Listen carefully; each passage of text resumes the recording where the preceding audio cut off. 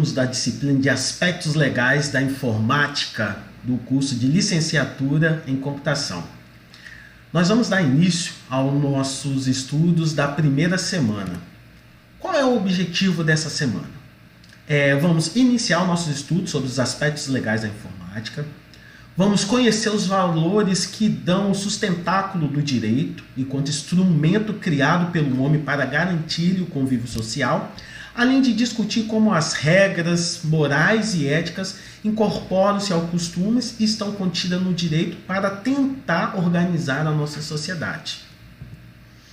Bem, vamos ter agora uma pequena noção introdutória de alguns termos que iremos utilizar ao longo de todo o nosso curso. Vamos falar um pouco sobre costumes, moral e direito. Não nessa ordem necessariamente, nós vamos primeiro começar a falar sobre direito, depois moral e costumes. Vamos falar sobre ética e ainda nessa semana nós vamos também analisar alguns exemplos práticos de costume influenciando na ética, consequentemente influenciando nas decisões tomadas pelo direito. Bem, o que é direito? O direito ele é um instrumento idealizado pelo homem desde os tempos mais remotos. Direito está associado com manter uma justiça, uma coerência de convivência. E desde os tempos mais remotos da humanidade, nós procuramos isso. Inicialmente, essas regras que faziam a composição do direito eram regras rudimentares, regras que foram surgidas até mesmo antes da escrita. Por exemplo, utilizado pelos homens da caverna 3.000 anos antes de Cristo. Lá já existia um código de conduta, um código de resultados esperados diante de uma conduta que os homens da caverna precisavam obedecer e seguir para garantir-lhe a sobrevivência. Outro exemplo de regras rudimentares utilizadas para fundamentalizar o direito são as regras, por exemplo, de tribos aborígenas, indígenas. Eles também têm ali todo um código de ética, todo um código de comportamento e de ações que são definidos dentro daquela sociedade que também permite a sobrevivência dos mesmos.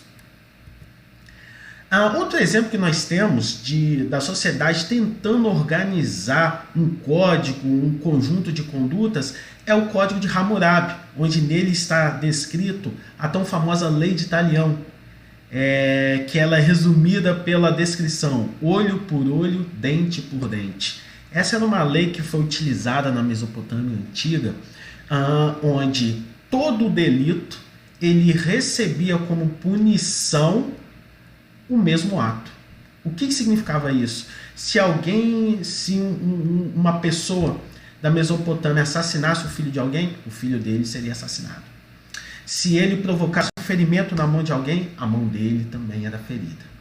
Inicialmente, podemos ficar tentados a achar que isso é justo, né? Mas, ao longo do nosso curso, nós vamos estudar alguns conceitos como moral, como ética, que vamos ver como que esses conceitos de moral e ética são importantes para garantir a justiça e para garantir a coerência no direito. Então, o direito por si ele é apenas uma escrita, certo?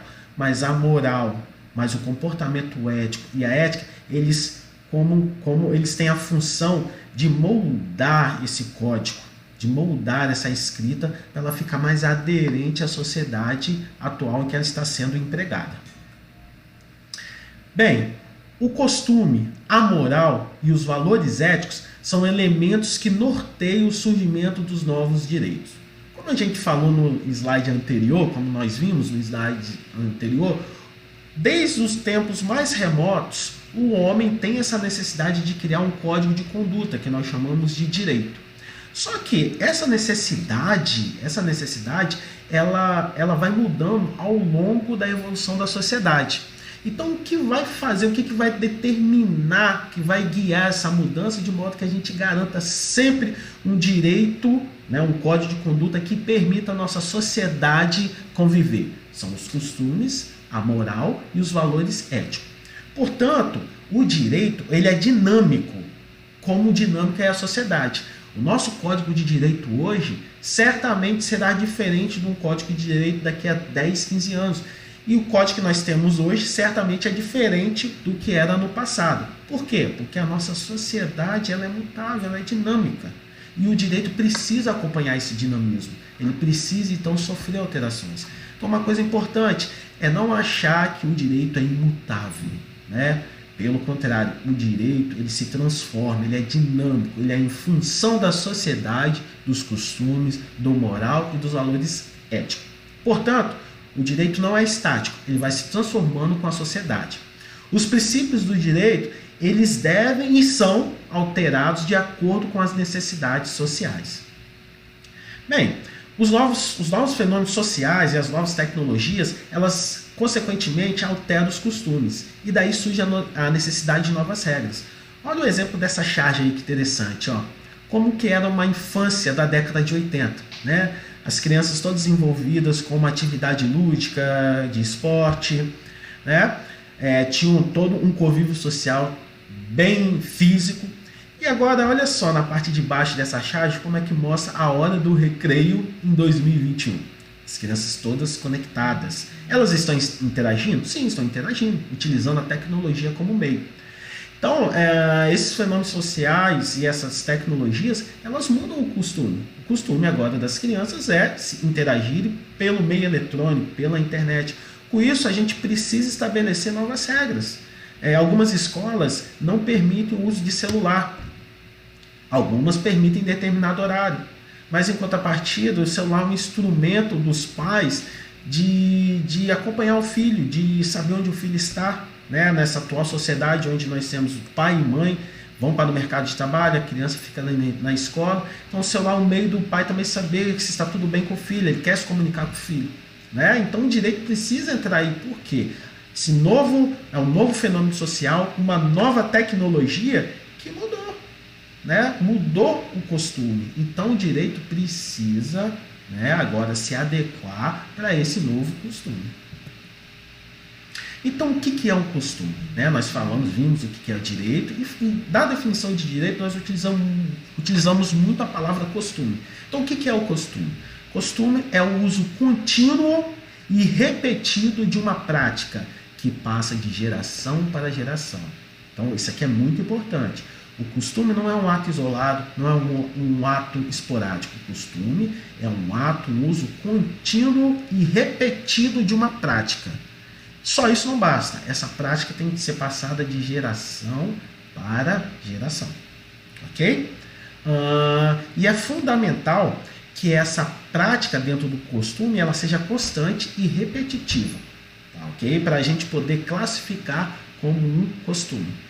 Um exemplo de costume que nós temos, por exemplo, que era bem comum na década de 80, 70, eram os filhos, né, os netos, antes de dormir, tomar a bênção do pai ou do avô.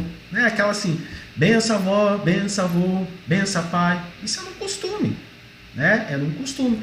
Que hoje, um exemplo da minha própria família, as crianças já não fazem isso. Elas simplesmente falam boa noite.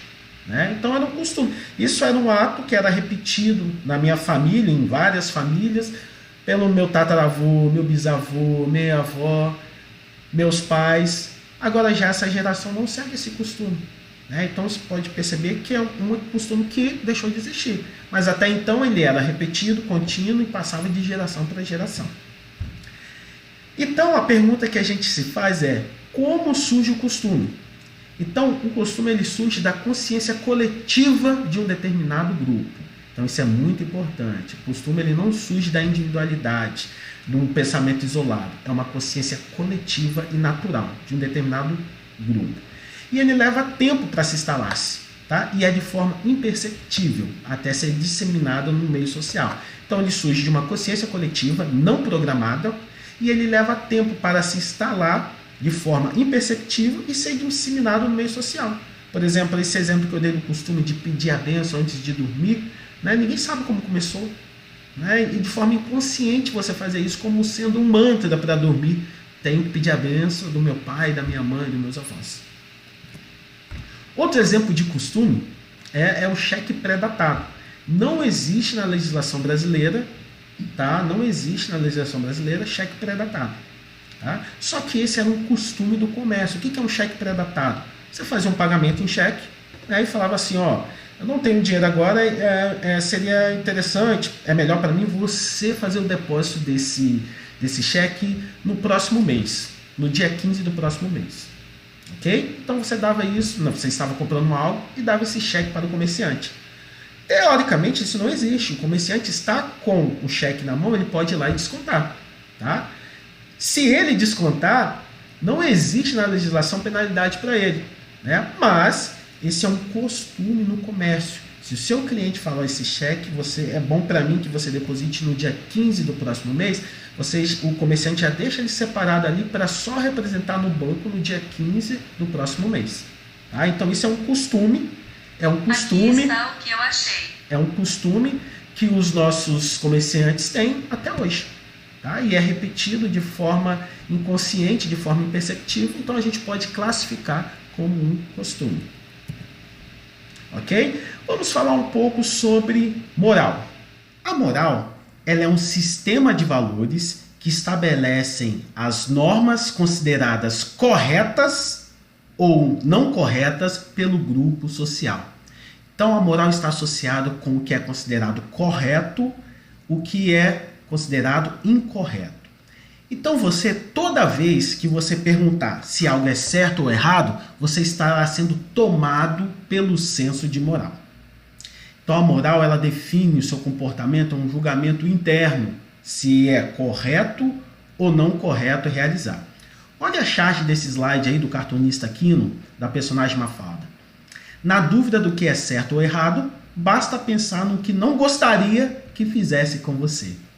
É uma reflexão que a gente deve fazer o tempo todo. É importante destacar que a moral, ela está associada com esse julgamento de correto e incorreto. Não necessariamente está associada com o pensamento de legal e ilegal, que está relacionado com o direito.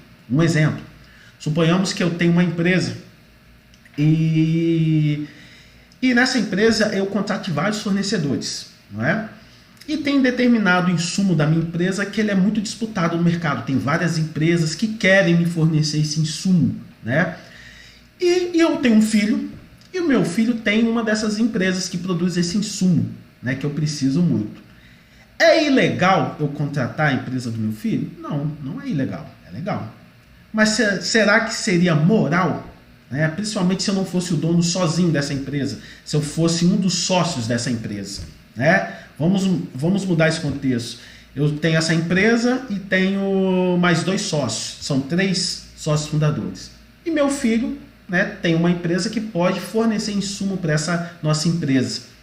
É ilegal eu contratar a empresa do meu filho? Não. Mas será que seria moral? Né? Seria moralmente correto com os outros fornecedores, com os meus sócios? Então vejam a diferença. Moral não está associado com legal e ilegal. Moral está associado com correto e incorreto. Você pode ter algo que seja legal, que seja imoral. Ok? Então vamos refletir. À medida que a gente for avançando, a gente vai refletir mais sobre isso, e a leitura de vocês também, o material vai te ajudar muito nessa reflexão. Então direito está associado com legal e ilegal. Moral com certo ou errado. Correto ou incorreto. Então, as normas morais e éticas, elas apresentam o parentesco próximo com o direito, justamente por essa pequena diferença aí do objetivo final. Elas sempre, tanto a moral quanto o direito, elas servem para moldar um comportamento, para criar esse código de conduta. Mas só que a moral está associada com certo e errado, e direito com legal e ilegal, e até mesmo com penalidade, que nós vamos ver mais à frente. Cada povo, cada época possui seu próprio padrão, sua própria moral e seus próprios valores éticos. Então aí a gente já começa a analisar uma dimensão muito importante quando a gente vai falar de direito, moral, ética e comportamento, a dimensão tempo. Toda vez que a gente for analisar o conjunto de moral, ética, direito e costume, a gente tem que analisar o tempo em que esse conjunto está inserido. Porque à medida que o tempo vai avançando, esses valores vão se mudando, todos eles ou parte deles. Alguns vão ficando para trás, outros vão sendo renovados. Então, para a gente analisar costume, moral e direito, a gente precisa analisar a dimensão tempo, porque uns permanecem e outros se modificam. Então a ética e a moral que orientam a conduta dos indivíduos em sociedade. Elas fazem como isso? Elas utilizam das regras morais para julgar os indivíduos, aprovando ou reprovando suas ações conforme padrões estabelecidos. Então vamos falar sobre ética. O que significa ética? Ética significa um modo de ser, um modo do homem se comportar em todas as suas atividades. Tá? Então, a ética ela é composta de todos esses pilares aqui, ó, do respeito, dos valores, das virtudes, dos princípios morais, dos direitos e das regras de conduta. Ok? O respeito ele está associado com a empatia, né? Você tem o respeito pela empatia com outra pessoa, com outro ser, com outros órgãos. Os valores, eles são mais subjetivos. Nós vamos analisar mais à frente. Os valores são mais subjetivos. Geralmente você adquire esses valores dentro do seu contexto familiar, dentro do seu contexto de comunidade. As virtudes são as características, as suas qualidades positivas que te ajudam não só você, mas quem está ao seu entorno, ou seja, a nossa sociedade. Princípios morais são aqueles que você vai adquirir ao longo da vida, que vem da sua família, que vem do costume, que vem da tradição, que determina na sua mente o que é certo, o que é errado. Os direitos, né, são os códigos que nós vamos fundamentalizar todos esses pilares aí para a gente seguir. E regras de conduta são comportamentos guiados pelos costumes que são esperados.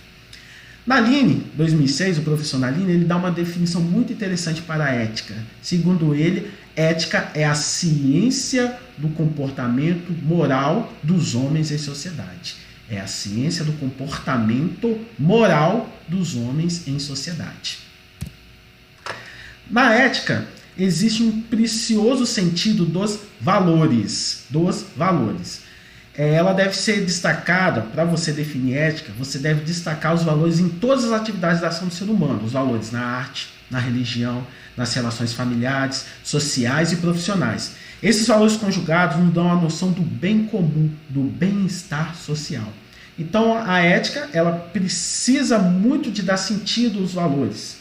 E esses valores, eles têm que ser destacados em todas as áreas de ação dos humanos. Arte, religião, relações familiares, sociais e profissionais. Ok? É importante destacar que os valores na ética são qualidades subjetivas. Ele é próprio de cada pessoa, um valor é próprio de cada pessoa, está relacionado com todo o histórico de vida, todas as experiências, todo o convívio familiar que vão definir os seus valores. O que é importante para você, o que te afeta, o que você acha que afeta os demais. Por isso as normas éticas são destinadas para regular os atos humanos, por conta dessa subjetividade. Ok? Nós vamos falar um pouquinho agora sobre penalidades em direitos. Em direito, por que existem as penalidades? Bem, pessoal, penalidades. Por que elas são necessárias e como elas são empregadas pelo direito? Bem, antes vamos fazer um review de tudo que a gente viu até agora nessa semana. Primeiro, o que é costume? Vimos que o costume é o uso contínuo e repetido de uma prática que passa de geração em geração. Duas palavras-chave aí para o costume: repetido e geração. É o uso contínuo e repetido, passando de geração a geração, de modo que perpetue esse comportamento.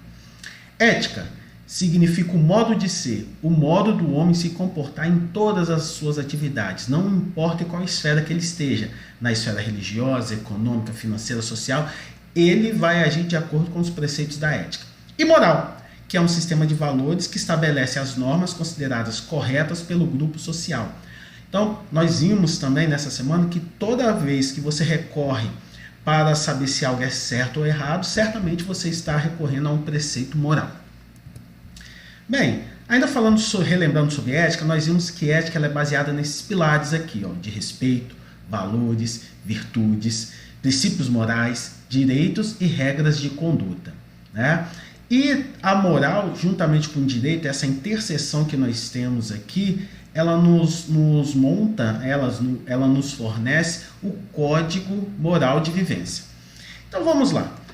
Já que a ética ela é baseada no respeito, valores, virtudes, princípios morais, direitos, regras de conduta, por que então é necessário a penalidade?